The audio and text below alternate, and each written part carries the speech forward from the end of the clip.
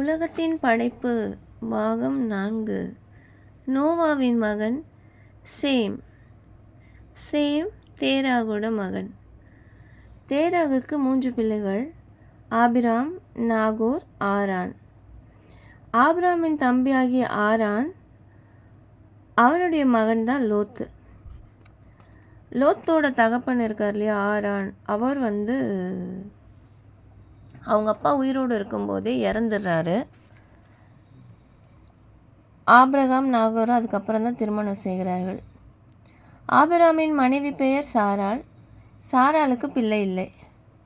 தேராகு தன் குமாரன் ஆகிய ஆபிராமையும் அவன் மனைவி சாராளையும் அவன் பேரனாகிய லோத்தையும் கூட்டிக் கொண்டு கானான் தேசத்துக்கு புறப்படுறாங்க.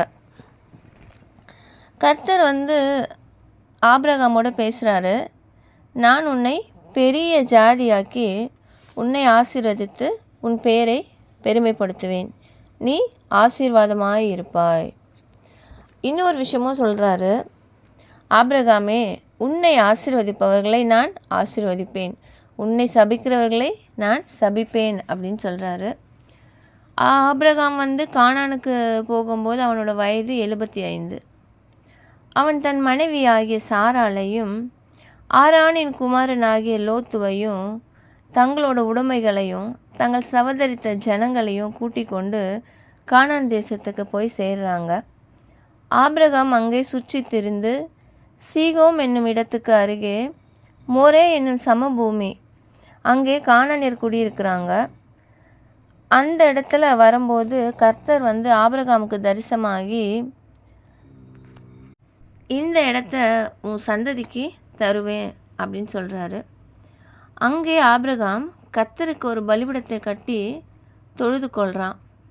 பின்பு அந்த இடத்துல இருந்து பெத்தேல் இருக்கும் மலைக்கு போகிறான்.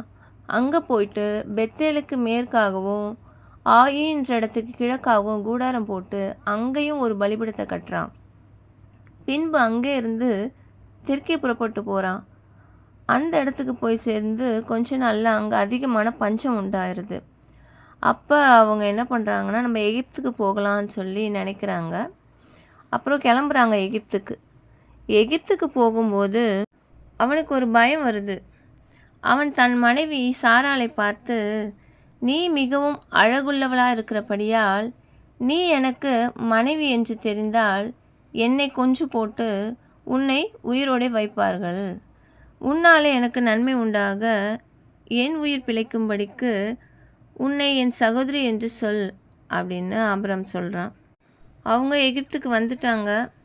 அவன் நினச்ச மாதிரியே சாராள் எல்லாம் ரொம்ப அழகாக இருக்கான்னு எகிப்து மக்கள் காண்றாங்க. கண்டது மட்டும் இல்லை, பார்வோனுடைய பிரபுக்களும் பார்த்துட்டு பார்வோனிடம் போயிட்டு இதை மாதிரி வந்திருக்காங்க, அதில் சாராள்ன்றவ ரொம்ப அழகாக இருக்கா அப்படின்னு புகழ்ந்து தள்ளுறாங்க.